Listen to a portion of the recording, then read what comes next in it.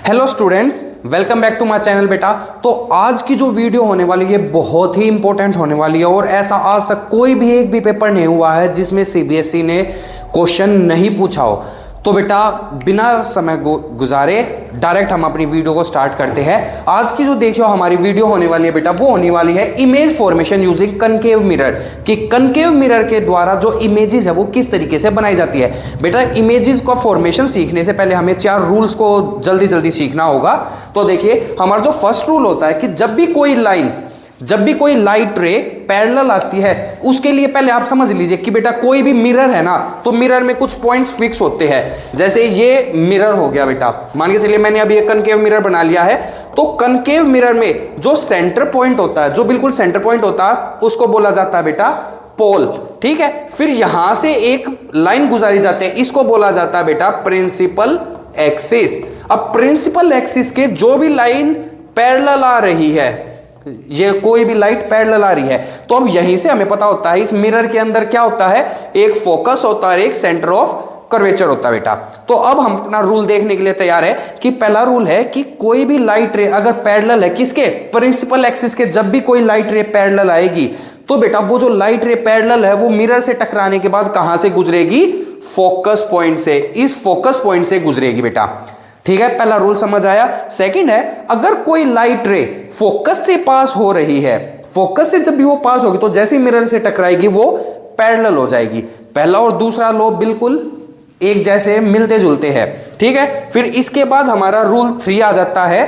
तो हमारा third rule बोलता है कि अगर कोई भी अगर लाइट रे सेंटर ऑफ कर्वेचर से आ रही है, तो सेंटर ऑफ कर्वेचर से आने के बाद वो जिस एंगल से आई है सेंटर ऑफ कर्वेचर से, मान लीजिए वो इधर आई है, तो बेटा इसी एंगल पर ही वो क्या हो जाएगी, वापस गुजर जाएगी। और हमारा चौथा जो रूल होता है वो होता है इफ रे फॉल्स ऑन पोल। अगर कोई लाइट रे पोल पे गिरती है तो बेटे हमने लॉज ऑफ रिफ्लेक्शन पढ़े थे जिसमें sine i equal to sine r, वही लॉ यहां पे भी काम करता है कि एंगल आई जो होगा वो एंगल आई बराबर होगा एंगल आर के, यानी जिस एंगल से लाइट रे आई है उसी एंगल से लाइट पास भी हो जाएगी। तो बेटा इनको आप एक बार स्क्रीनशॉट लेके रिवाइज कर सकते हैं, क्योंकि जब आपको रूल अच्छे से याद होगा तो आप इमेज फॉर्मेशन चुटकियों में सीख पाएंगे। बाकी मैं इसकी ट्रिक तो आपको बताने वाला हूं, लेकिन बेटा ट्रिक भी तभी याद होती है जब आपको रूल्स याद है। इसका स्क्रीनशॉट ले लीजिए, मैं एक बार साइड हो जाता हूं, इसका भी बेटा स्क्रीनशॉट ले लीजिए। ठीक है, अब हम अपनी इमेज फॉर्मेशन देखते हैं कि जो कनकेव मिरर है, कनकेव मिरर से जो इमेज है वो कैसे बनती है। तो बेटा हमारा सबसे पहला जो इमेज फॉर्मेशन होगा, जब हमने ऑब्जेक्ट को कहां रखा है, इन्फिनिटी पे, यानी किसी एक बहुत ही दूर पॉइंट पे रखा हुआ है। तो बेटा जब भी हमारा ऑब्जेक्ट इन्फिनिटी पे रखा हुआ है तो बेटा इन्फिनिटी से हमने एक लाइट रे को लेके आए, जैसे मिरर से टकराई तो लाइट रे जो है अब वो प्रिंसिपल एक्सिस के पैरेलल है।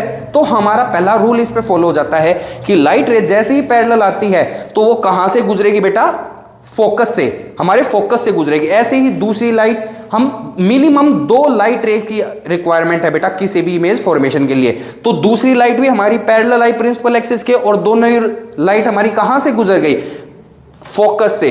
तो ये जो इमेज है, अब इसकी प्रॉपर्टी से क्वेश्चन आएगा कि जब ऑब्जेक्ट हमारा इन्फिनिटी पे था तो उसकी इमेज कहां बनेगी। तो हमने देखा कि हमारी जो इमेज है वो बनी फोकस पे बेटा। फिर सेकंड कि ये जो इमेज है ये पॉइंट साइज होगी, पॉइंट साइज कह सकते हो या साइंटिफिकली इसको बोलते हैं हम हाईली डिमिनिश, यानी बहुत ही छोटे आकार की इमेज बनती है।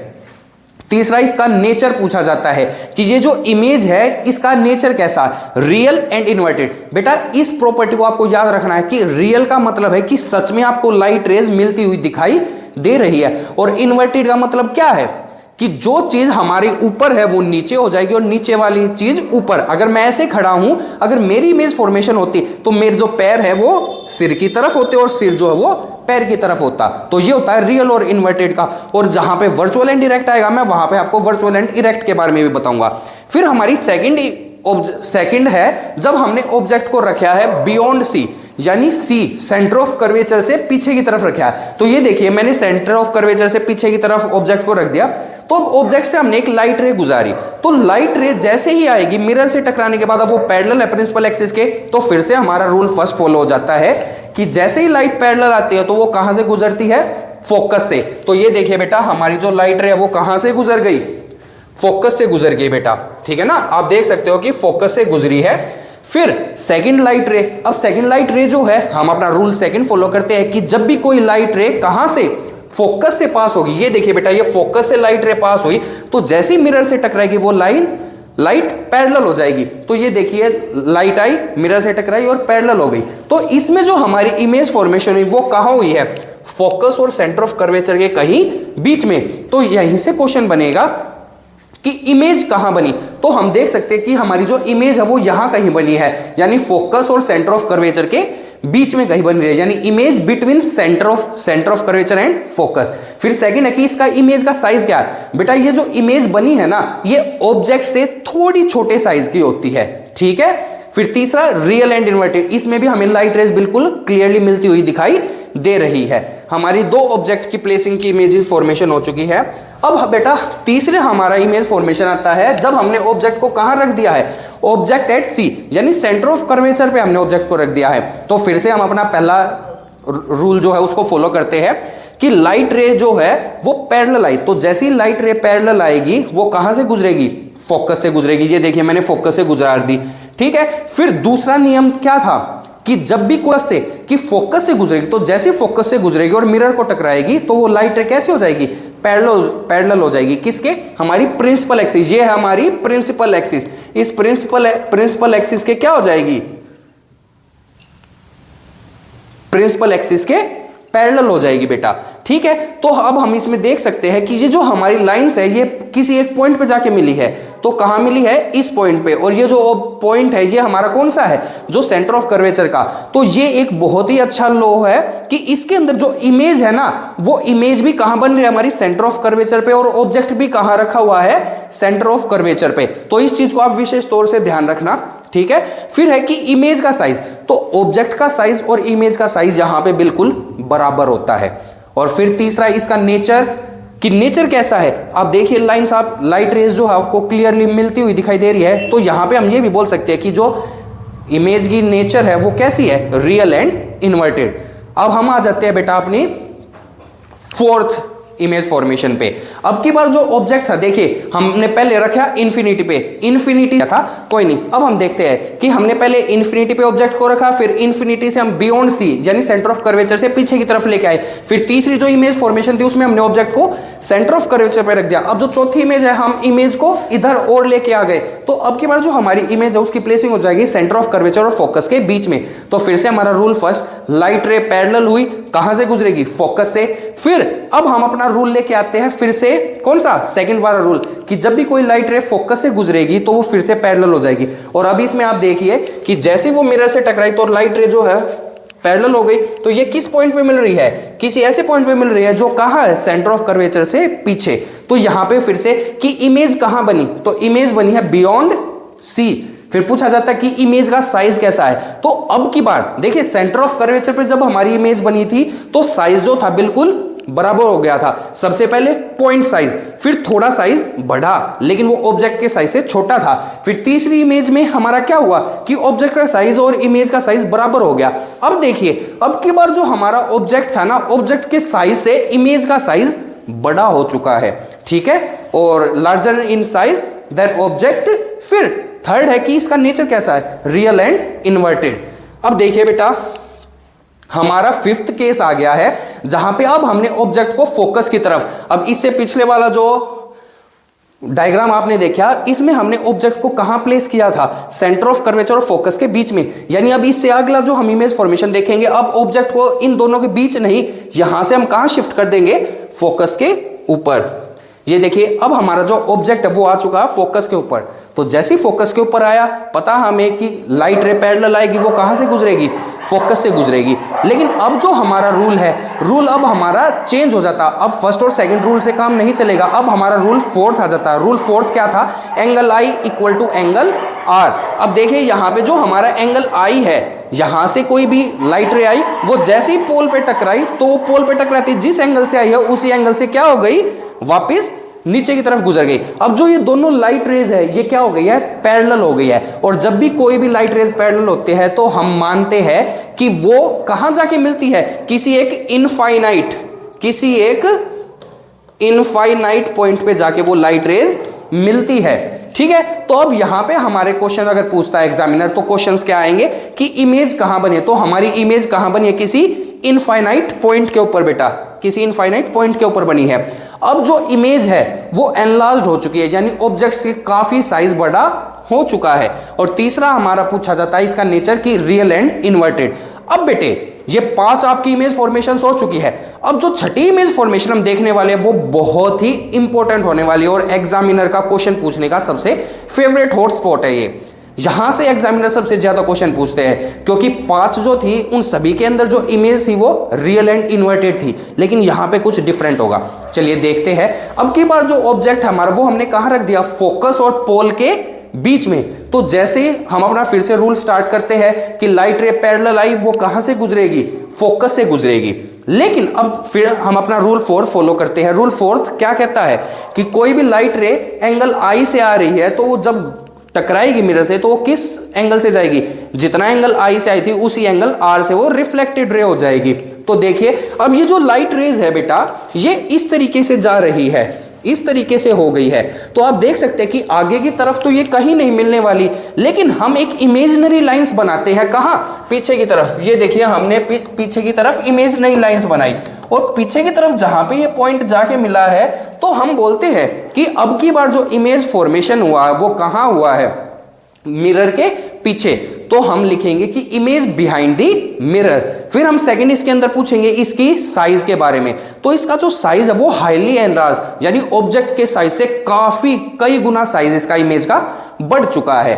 फिर तीसरा वर्चुअल एंड डायरेक्ट। अब ये एक विशेष प्रॉपर्टी आ चुकी है बेटा, क्या, वर्चुअल एंड इरेक्ट। बेटे अभी तक जितनी भी हमने इमेज फॉर्मेशन देखी, आप देखिए रियल एंड इन्वर्टेड, सभी इमेजेस के अंदर रियल एंड इन्वर्टेड इमेज बन रही थी। लेकिन बेटा अब ये जो स्पेशल केस है, इस केस को स्पेशल केस इसलिए बोला गया क्योंकि यहां पे कनकेव मिरर में सिर्फ एक ही केस ऐसा होता है जहां पे हमारी जो इमेज है वो कैसे बन रही है, वर्चुअल एंड इरेक्ट। तो वर्चुअल एंड इरेक्ट का मतलब क्या है, आभासी, यानी लाइट रेज सच में कहीं नहीं मिल रही थी, हमने आभास, हमने अनुमान लगाया कि ये पीछे जाके कहीं मिल रही है। और इरेक्ट का मतलब कि जो लेफ्ट पोजीशन है वो राइट हो जाएगी और राइट पोजीशन लेफ्ट हो जाएगी बेटा।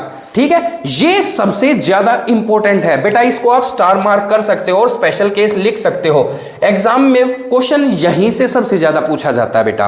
ठीक है, आपको ये 6 इमेजेस अब मैं एक बार चुटकियों में रिवाइज करने वाला हूं। उम्मीद करूंगा कि सभी बच्चे बिल्कुल तैयार होंगे। बेटे अभी तक जो हमने 6 इमेज फॉर्मेशन देखी, रूल्स पढ़े, ठीक है। कुछ बच्चे ऐसे होते हैं जो कहते हैं नहीं सर हमें तो ट्रिक से ही सीखना है, तो अब हम ट्रिक देखने वाले हैं। और जिस बच्चे ने पूरी वीडियो देख ली उसके लिए ट्रिक बिल्कुल इजी रहेगी। जिस बच्चे ने ये ट्रिक सीख ली उसका इमेज फॉर्मेशन से कनकेव मिरर के अंदर से एक भी क्वेश्चन गलत नहीं होने वाला है। यहां तक कि जिस बच्चे ने मेरी ये वीडियो देखी है उसको एक अंदाजा लग जाएगा कि अगर न्यूमेरिकल भी आता है इस क्वेश्चन से तो उसकी इमेज कहां बनेगी, वो एमसीक्यूज के अंदर एलिमिनेट भी करके ऑप्शंस को टिक कर सकता है। तो अब देखते हैं कि सबसे पहले हमने जो ऑब्जेक्ट था अपना, अब यहां पे मैंने 2 कलर्स के पेन्स का यूज किया है। ऊपर है आप ये वायलेट कलर का पेन देख सकते हो और नीचे रेड कलर का। तो बेटा मैंने जो ये कलर यूज किया है, इस कलर को यूज किया है प्लेस ऑफ ऑब्जेक्ट को बताने के लिए कि ऑब्जेक्ट कहां रखा हुआ है। और रेड कलर का जो पेन है उसको मैंने इसलिए लिया गया है ताकि मैं बता पाऊं कि प्लेस ऑफ इमेज, कि इमेज जो फॉर्मेशन हो रहा है वो कहां हो रहा है। तो अब देखिए हमारी टोटल सिर्फ 6 जगह हो सकती है जहां पे कोई भी ऑब्जेक्ट रख सकते हैं या इमेज बन सकती है। तो देखिए सबसे पहले हमने ऑब्जेक्ट को रखा इन्फिनिटी पे। अब आप अपने मन में दोहराइए कि हमने जब ऑब्जेक्ट को इन्फिनिटी पे रखा तो इमेज कहां बनी थी, फोकस पे बनी थी। ये देखिए हमारा फोकस, और फोकस पे बिल्कुल पॉइंट साइज या हाईली डिमिनिश्ड इमेज बनी थी। अब जैसे जैसे ऑब्जेक्ट उधर था इमेज फोकस पे थी। अब ऑब्जेक्ट को मैंने इन्फिनिटी से उठा के सेंटर ऑफ कर्वेचर के पीछे यानी बियॉन्ड सी रख दिया, तो इमेज जो है वो फोकस से थोड़ी इधर हो गई। तो अब जो सेकंड केस है यानी ऑब्जेक्ट हमारा यहां है बियॉन्ड सी, तो अब हमारी जो सेकंड इमेज है बी कहां बनी है, यानी फोकस और सेंटर ऑफ कर्वेचर के बीच में। ठीक है, फिर तीसरा नियम, अब ऑब्जेक्ट को मैंने फिर से यहां किया था, अब यहां से मैंने ऑब्जेक्ट को कहां कर दिया, यहां, यानी सेंटर ऑफ कर्वेचर के ऊपर। तो इधर से इमेज भी यहां से जब यहां गई थी, तो अब इमेज भी एक कदम और आगे बढ़ जाएगी और वो कहां आ जाएगी, यहां। तो अब यहां पे यानी हमारा ऑब्जेक्ट भी कहां है, सेंटर ऑफ कर्वेचर पे, और हमारी इमेज फॉर्मेशन भी कहां हो रहा है, सेंटर ऑफ कर्वेचर पे। और यहां पे ध्यान देने लायक बात है कि यहां पे ऑब्जेक्ट जो है, ऑब्जेक्ट का साइज वो बराबर है हमारी इमेज के साइज के बेटा, ठीक है ना। यहां पे पॉइंट साइज, यहां पे इमेज जो थी वो पॉइंट साइज थी, यहां पे जो इमेज बनी थी बी पॉइंट पे, ये जो बी पॉइंट है यहां पे इमेज बनी थी वो ऑब्जेक्ट से थोड़ी छोटी थी। अब इमेज बिल्कुल बराबर साइज की हो चुकी है, यानी ऑब्जेक्ट इधर आया, इमेज इधर भागी। यहां पे पॉइंट साइज थी, अब साइज बढ़ता जा रहा है। अब आप एक खुद अनुमान लगा सकते हो, अब सेंटर ऑफ कर्वेचर से अब हमारा ऑब्जेक्ट आ गया कहां, सेंटर ऑफ कर्वेचर और फोकस के बीच में। तो अब हमारी इमेज जो है वो कहां जाएगी, सी से कहां चली जाएगी, यानी बियॉन्ड सी, यानी अब हमारा ऑब्जेक्ट आ चुका है सेंटर ऑफ कर्वेचर और फोकस के बीच में, ठीक है। तो अब हमारी जो इमेज फॉर्मेशन होगी वो कहां होगी, बियॉन्ड सी। 5 हमारी इमेज फॉर्मेशन हो चुकी है। अब आ जाता हमारा छठा, कहां, 5वां केस आ सकता है, 4 केस हो चुके हैं हमारे। अब 5वां केस आ जाता है जब हमने ऑब्जेक्ट को कहां प्लेस किया है, फोकस पे, यानी अब हमारा जो ऑब्जेक्ट है वो फोकस पे है, यानी ई यानी हमारा ऑब्जेक्ट कहां है, ये देखिए प्लेस ऑफ ऑब्जेक्ट बेटा, आप देख सकते हैं कि प्लेस ऑफ ऑब्जेक्ट। अब मेरी प्लेस ऑफ ऑब्जेक्ट यहां है, तो पहले इमेज यहां बनी, फिर यहां यहां यहां, और अब जो हमारी इमेज है वो यहां से शिफ्ट होके कहां चली गई है, यानी इनफाइनाइट पॉइंट पे। आप बेटा देख भी सकते हो कि जब हमारा इमेज ऑब्जेक्ट जो है वो कहां है, जब हमारा ऑब्जेक्ट कहां है, फोकस पे।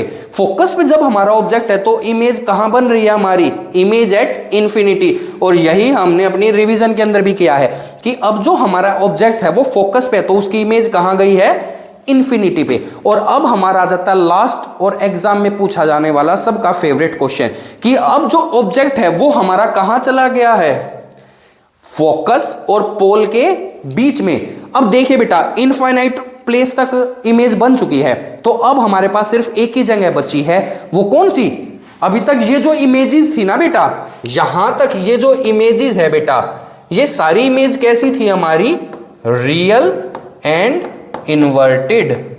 लेकिन बेटे अब जो हमारी इमेज होने वाली है, अब जो एफ प्लेस पे यानी फोकस और पोल के बीच में हमारा ऑब्जेक्ट है, अब इसकी जो इमेज है वो इमेज कहां बनी है, बिहाइंड द मिरर। और यहीं से आपका सबसे ज्यादा क्वेश्चन पूछा जाता है। अब ये जो इमेज है इसकी प्रॉपर्टी, तो इसकी विशेष प्रॉपर्टी क्या थी कि ये कैसी है, वर्चुअल एंड इरेक्ट, यानी आभासी है और इरेक्ट है, यानी लेफ्ट राइट में दिखाई दे रहा है और राइट लेफ्ट के अंदर दिखाई दे रहा है। अब यहां से बेटा एक और एमसीक्यू टाइप क्वेश्चंस आते हैं कि यूजेस ऑफ कनकेव मिरर, कि जो हमारा कनकेव मिरर है, कनकेव मिरर के यूजेस क्या होते हैं बेटा। अब आप खुद ही सोच लीजिए कि कनकेव मिरर हमें कैसी इमेज दे रहा था, थोड़ी मैग्नीफाइड इमेज दे रहा था, मैग्नीफाइड इमेज दे रहा था। तो इसलिए हम जो अपनी कार्स की हेडलाइट है, कार्स की हेडलाइट के अंदर कनकेव मिरर का यूज करते हैं, ताकि क्या हो कि जो लाइट है वो फोकस से आए और लाइट जो है वो ज्यादा हमें रास्ता दिखाए, पहला पॉइंट। दूसरा है कि टॉर्च, अब जाहिर सी बात अगर टॉर्च किसी एक पॉइंट पे फोकस होती तो क्या टॉर्च का फायदा होता, नहीं। हम अंधेरे में टॉर्च का इस्तेमाल ही कब करते हैं, जब हमें ज्यादा रोशनी की जरूरत, ज्यादा रास्ता देखना हो, तो इसलिए टॉर्चेस के अंदर भी हम क्या यूज करते हैं, कनकेव मिरर। तीसरा है कि डेंटिस्ट, अब कोई डेंटिस्ट है वो दांत के अंदर देख रहा है, दांतों के अंदर, मुंह के अंदर देखना चाहता है, अगर इमेज फॉर्मेशन छोटी हो जाएगी तो वो कैसे देख पाएगा। तो सोचने की बात है कि उसको इमेज बड़ी चाहिए है, छोटा मिरर लेकिन इमेज बड़ी। तो डेंटिस्ट भी किस चीज का यूज करते हैं, हमारे कनकेव मिरर का। और सुबह सुबह जब शेविंग करते हैं तो शेविंग करने के लिए भी जिस मिरर का इस्तेमाल किया जाता है वो हमारा मिरर कौन सा होता है बेटा, कनकेव मिरर।